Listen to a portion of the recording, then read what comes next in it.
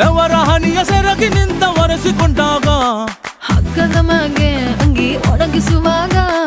ನಿನ್ನ ಮೈಯ ವಾಸನೆಯು ನೆನಪಾದಾಗ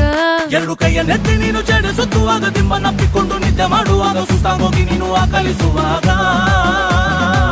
ಬತ್ತವಲ್ಲ ಫೀಲಿಂಗ್ಸು ಬಂದು ಬಂದು ಮುಚ್ಚಾಗ್ತಾವೆ